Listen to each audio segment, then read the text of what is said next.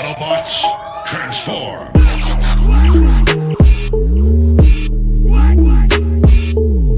What is up, everyone? I am the 80s Transformer fan. You are watching George Reviews. Thank you for joining me today. Today I will be unboxing and reviewing Seige, War for Cybertron, Laserbeak, and Ravage.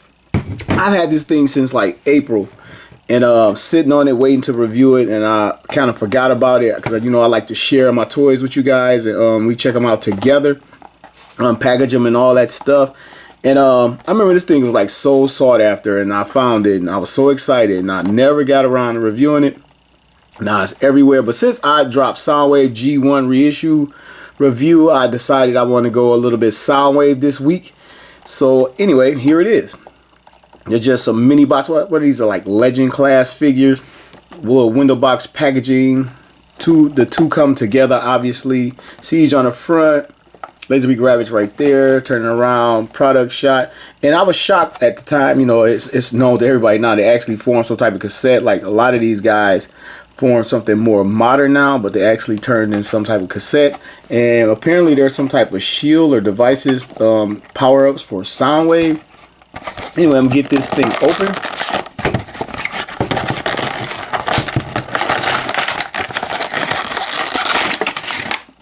Just inside the package on a couple little tie downs. It's funny, they won't tie down an entire Marvel Legend priced at $19, but they'll tie down these little guys. So here is a Ravage, and I'm kind of disappointed. I was hoping, I saw in the package that I didn't see a tail, and I guess there is no tail apparently. But there's Ravage on to Laserbeak.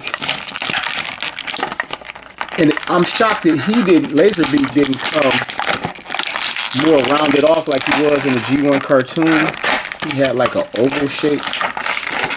He came out as a square but turned into like a little bit of a disc. Anyway, that's him out of the packaging, but the head kind of looks like that first episode of the G1 cartoon from the 80s. So this is Laserbeak. Not a whole lot going on. Not sure if this thing actually goes up like that or like this. I don't know. Let me check the pack one more time. Oh yeah, it sits up. I guess like it was. It's kind of weird. I guess these are his weapons. I don't know.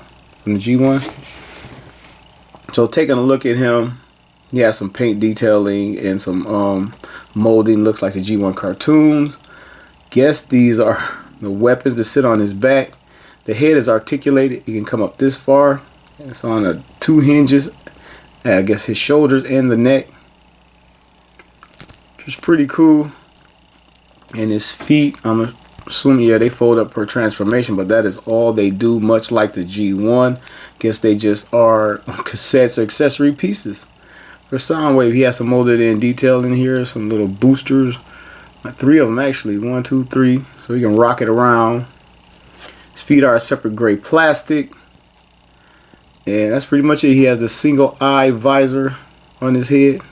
He had that in the first episode of G1 cartoon actually.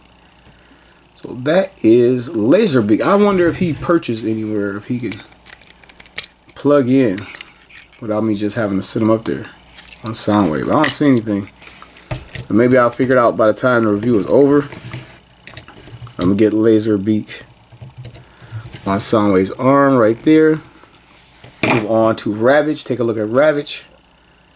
And yeah, he doesn't have the tail, which is weird. How hard would it have been to have a tail just flip out? It didn't even have to be a long tail, just a little bit of tail. Here are his guns molded in, and they are tiny. Wow.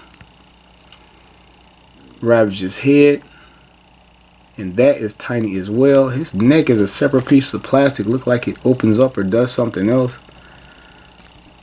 And it actually does. I guess he turns into some type of weapon. I'm assuming that's the port where they hold it. And his articulation is as follows. He rotates at the hips. At what is that? His knee moves in there. Same thing with the front leg, or that rotates at the shoulder. And at this middle knee joint, but it only goes back, doesn't go forward. Well, it goes forward a little bit. And wow, that is Ravage, and he looks, Laserbeak is more reasonable in size than he is in this mode, and he is tiny. Yeah, man, he's not knocking down many Autobots, is he? So anyway, taking a look at his head sculpt, it's pretty decent. It's just little. Eyes are tiny. He has a tiny Decepticon logo right here, and I didn't mention Laserbeak's teeny tiny Decepticon logo right there.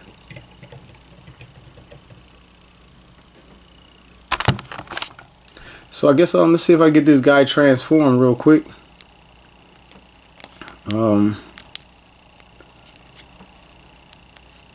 Put the head down in here.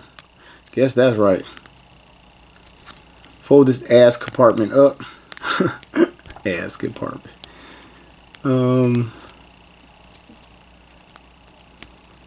Assuming these rotate out and become flush, or maybe up. Fold that leg up and fold that leg up again and again. Now let's take a look at this thing. Yeah, these gotta hinge out. Yep.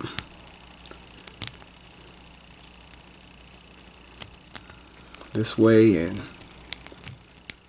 that way. Right, that's right. Maybe these swing around again. Yep, it's got to turn in somehow.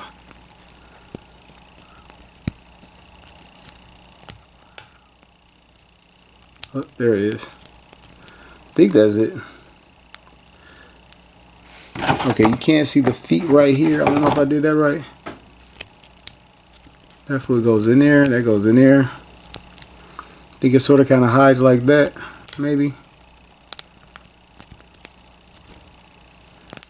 And there is cassette number 1. Laserbeak. Fold that away. I'm thinking this is just like the G1. Yeah. Oh, wow.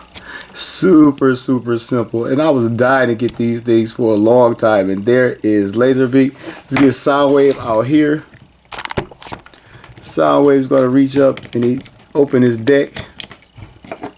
And we're going to get Laserbeak in there. I'm assuming he only holds one at a time. And there it is. There's Laserbeak inside. Finally, I have cassettes for this guy. And that looks a little weird with all that pattern and scratching on the chest going on. Let's get this open.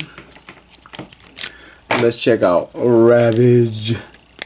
And I just think this is going to look better because it's just black and silver. Yeah, it looks better, but not a whole lot. But definitely looks better. And then on the back of his package, it shows you can plug these guys in. I guess that's what this little port is for. I saw on both of these guys. Right here, you can plug this in. I don't know if this is a power-up. I can't wait to see the cartoon to see how all these things function.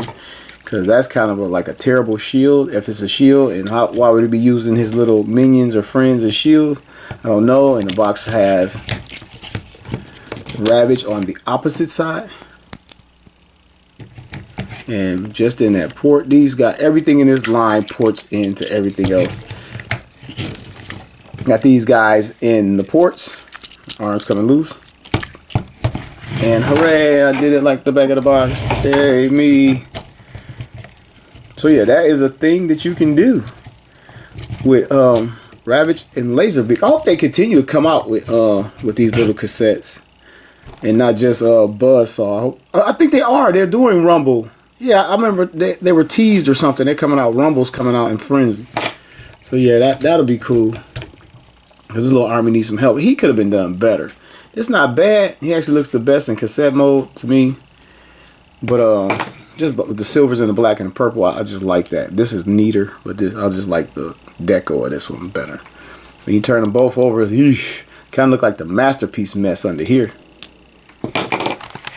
So, speaking of the Masterpieces, let's see how they stand up next to the Masterpiece version. I'm not expecting them to be as good at all. I just want to do the comparison.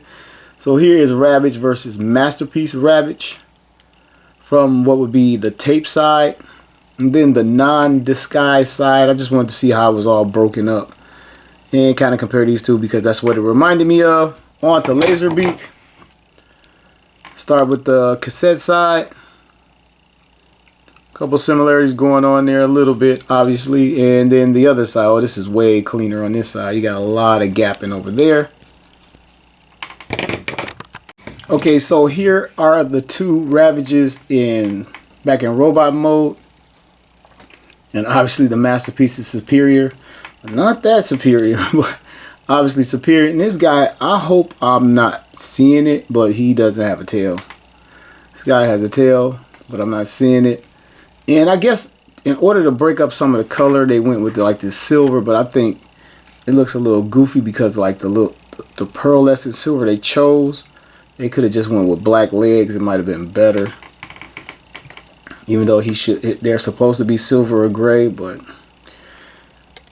anyway, these are the two Ravages side by side. Let's go over here. I'm mixing them up. And on to the Laserbeaks back in the Condor mode. A lot of similarities there. Of course, I guess this is Earth mode and this is Cybertronian mode, which doesn't explain Ravage at all. Like what mode is Ravage? They got like what is he, a panther? They got panthers on Cybertron now, I guess, because this is like the Cybertronian how he look. I guess that might explain the no tail. While I'm trying to be funny and make fun of it, that might explain the no tail. They don't have tails on Cybertron. Anyway, here are the Condors again, side by side. And man, they struggled to make like a little weapon pack right here. It's actually kind of funny. So yeah, Soundwave has to have its cassettes, and I'm happy I got mine. I'm happy I finally got to it, and sometimes things happen for a reason. I was able to finally sit down and review these guys. I like them. They're not super great, but I think they're on clearance now for like $7. I think they're only like $10 when they first dropped in the first place, so not a bad pickup. And again, this Laserbeak Ravage, some iconic characters go along with Soundwave. And thank you for watching George Reviews. I'm an 80s Transformer fan, and you just watched a review where every toy has a story, and now Soundwave has its cassettes. Laserbeak, Ravage, prepare for battle. Operation Warfare. Eject. Eject.